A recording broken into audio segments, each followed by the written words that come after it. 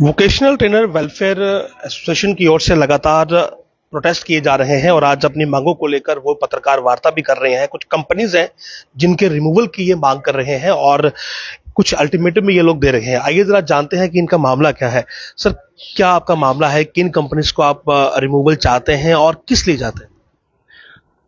देखिए, कंपनी का जो रोल है वो आज तक हमें नहीं समझ आया कि क्या रोल है उनका। स्कूल में बच्चों को पढ़ाना, प्रैक्टिकल्स कराना, इंडस्ट्रियल विजिट्स, गेस्ट लेक्चर्स या बाकी जो भी काम है वो सारा हम कर रहे हैं। बच्चों की प्लेसमेंट, उनकी इंटर्नशिप्स, वो सारा हम कर रहे हैं। तो कंपनीज क्या कर रही है? कंपनीज का क्या रोल है? ये हमारा सवाल है। अगर उनका कोई रोल है, हम सरकार को पूछ रहे हैं। हमारे जो ब्यूरोक्रेट्स हैं, हमारे जो डायरेक्टर साहिबान हैं, उनसे हमारा ये सवाल है कि आप पूरी जम्मू एंड कश्मीर के अवाम को बता दीजिए कि कंपनीज को क्यों रखा जा रहा है। जो 1 करोड़ों का पैसा आप दे रहे हो उनको क्यों आप ही दे रहे हो? हमें जरा ये बताइए। हम भी जानना चाहते हैं कि क्यों उनको ये पैसे दिए जा रहे हैं। उनका तो रोल ही नहीं है। एक रोल उनका है कि जब हमारी एंगेजमेंट प्रोसेस होती है उसमें उनका एक्सपर्टाइज यूज किया जाता है ताकि बेहतर वोकेशनल ट्रेनर्स को हायर किया जाए। वहां पे उसके बाद उनका कोई रोल ही नहीं है, तो फिर उनको क्यों रखा जा रहा है? तो ये हमारी मुख्य डिमांड है कि जो टेंडरिंग के नाम पे करोड़ों के पैसे को वेस्ट किया जा रहा है वो सरकार बचाए और हमारे साथ जो शोषण हो रहा है उसको खत्म किया जाए। तो ये बताइए, आप लोगों का जब आपको हायर किया जाता है, आप लोगों की रोल एंड रिस्पॉन्सिबिलिटी क्या रहती है? और जो आपकी ये रिक्रूटमेंट होती है ये परमानेंट होती है या टेम्परेरी होती है? और उसके बाद कंपनीज अगर काम कर भी रही हैं तो जो पैसा उनको जा रहा है उसमें आपको क्या परेशानी है? 3 सवाल है मेरे जी। देखिए, सबसे पहले जो एंगेजमेंट का प्रोसेस है ये हमने तय नहीं किया, ये सरकार ने तय किया है। हमारे एंगेजमेंट प्रोसेस में या तो सरकार हमें डायरेक्टली हायर कर सकती है या तो वो कंपनीज के थ्रू हायर कर सकती है। यहां पे एक इंपॉर्टेंट चीज मैं बताना चाहता हूं, अगर वो कंपनीज के थ्रू हमें हायर करती है, उस हायरिंग प्रोसेस को मॉनिटर करने के लिए पूरा समग्र शिक्षा वहां पे अवेलेबल होता है, उनके ऑफिशियल्स अवेलेबल होते हैं। हमारा 3 टायर हमारा एग्जामिनेशन होता है। सबसे पहले रिटन हमारा होता है, हमारा इंटरव्यू होता है और प्रेजेंटेशन होता है। उसके बाद ही हमारी selection as a vocational trainer होती है। रोल हमारा यह रहता है कि स्किल बेस्ड ट्रेनिंग हम प्रोवाइड करते हैं बच्चों को स्कूल्स में।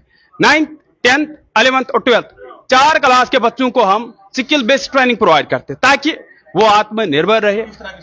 जैसे आईटी के skills, management, retail, agriculture, electronics, ऐसे हमारे करीब 15 सब्जेक्ट्स है, ट्रेड जिनको आप कह सकते हो, जिनके अंतर्गत बच्चों को ट्रेनिंग दी जा रही है सरकारी स्कूल में। अभी हम करीब 2016 में हम 321 थे, अभी हम 2187 है, जो कि हर एक सरकारी स्कूल में हम काम कर रहे हैं सब लोग। परेशानी क्या है? परेशानी यह है, आपको मैं एक एग्जांपल देता हूं कि एक्सप्लॉयटेशन की हम क्यों बात कर रहे हैं। सबसे पहले जो आपने कहा कि सरकार जो कंपनीज को पैसा दे रही है, मैनेजमेंट कॉस्ट, उससे क्या आपत्ति है? आपत्ति है। वो पैसा कहां से आता है? वो यहां के लोगों का पैसा है, टैक्स का पैसा है, देश का पैसा है। बच्चों के लिए, उनके बेहतर मुस्तकबिल लिए उसको यूटिलाइज करना है। अब क्यों उनको कंपनीज को दोगे? अगर कंपनीज का रोल है तब दीजिए, अगर उनका रोल नहीं है ये तो सीधा करप्शन है, ये तो वेस्ट है। आपकी लड़ाई करप्शन के खिलाफ है या अपने हक के खिलाफ है? पहले वो स्पष्ट करें आप। देखिए, करप्शन के खिलाफ है क्योंकि यहां के सिटीजन, नागरिक होने के लिए मसला सारा डिल्यूट हो रहा है। समझ नहीं आ रहा ना, आप किस लिए यहां पर प्रोटेस्ट कर रहे हैं? कि आप करप्शन रोकने के लिए बात कर रहे हैं तो ठीक है, या फिर आप अपनी वेज एनहांसमेंट के लिए बात कर रहे हैं, वो बताइए। देखिए, दोनों चीजें हैं। जब हम बात रखते हैं सरकार के वहां पे कि हमारा एक्सप्लॉयटेशन वगैरह खत्म, वो कहते हैं कि आप कंपनीज के लोग हैं, लेकिन कंपनीज को नहीं लाया। इस बात को आप काइंडली समझिए। वो कह रहे हैं कि एक नैरेटिव क्रिएट किया जा रहा है कि सारा जो काम है वो कंपनीज कर रही है। हम ये काइंडली आप समझिए, जब भी हम सरकार के पास जाते हैं वो कहते हैं सारा काम तो कंपनीज कर रही है। क्या कंपनी स्कूल्स में जा रही है? स्कूल में तो हम कर रहे हैं। बच्चों का जो भी है इसमें, चाहे उनको पढ़ाना, उनके गेस्ट लेक्चर, इंडस्ट्रियल विजिट, जो मैंने कहा, जो रिजल्ट हमारे 100% है, जो एनरोलमेंट हमारा बहुत ज्यादा बढ़ गया है, क्या वो कंपनीज ने किया? नहीं, वो हमने किया है। तो कंपनीज ने क्या किया है? अब आप कह रहे हो कि कंपनीज को निकालने की क्या बात है? क्यों आप कह रहे हो कंपनीज को निकाले? एक्सप्लॉयटेशन कहां पे हो रहे हैं? मैं आपको एक साधारण से एग्जांपल दूंगा। 2016 में हमारे वोकेशनल ट्रेनर्स हार्ड जोन में लगे, जैसे गुरेज, टंगडार, कपवारा वगैरह में। वो 10 सालों से वहां पे काम करें 20,000 पे। जब भी उनकी ट्रांसफर की बात आती है तो कहा जाता है कि आप तो कंपनीज के थ्रू, कंपनीज में काम करो, तो कंपनी टू कंपनी आपकी ट्रांसफर नहीं हो सकती। अगर कंपनी नहीं होती तो उनकी ट्रांसफर होती। वो जो 20,000 उनका फूड एकोमोडेशन में चला जाता है। इससे बड़ी एक्सप्लॉयटेशन क्या हो सकती है? आप मुझे ये बताइए। कोई बड़ी इससे बड़ी एक्सप्लॉइटेशन। जब भी हम अपनी बात रखते हैं कि हमारी डेवलपमेंट हो, इंक्रीमेंट की बात हो या जॉब पॉलिसी की बात हो, तो कंपनीज को बीच में लाया जाता है। आपके साथ ही बात क्या क्या कहना चाहेंगे? मैं इसमें एक और चीज़ ऐड करना चाहूँगा कि जैसे आप देखो कि हम लोग स्कूल्स में काम कर रहे हैं, जैसे सर ने बताया, कंपनी का रोल सिर्फ इतना है कि वो स्कूल से हमारी अटेंडेंस लेती है और जाके गवर्नमेंट एजेंसी को जमा करवा देती है और अपना जो मैनेजमेंट कॉस्ट है वो ले लेती है। हम चाहते हैं कि ये जो ठेकेदारी सिस्टम शुरू किया गया है एजुकेशन में, ये जो बिचौलियापन है, ये जो मिडल मैन है, इनको ख़त्म किया जाए। गवर्नमेंट के पास इतनी ताकत है कि वो हम लोगों को डायरेक्टली एंगेज करके और ये प्रोजेक्ट जो है वो चला सकती है।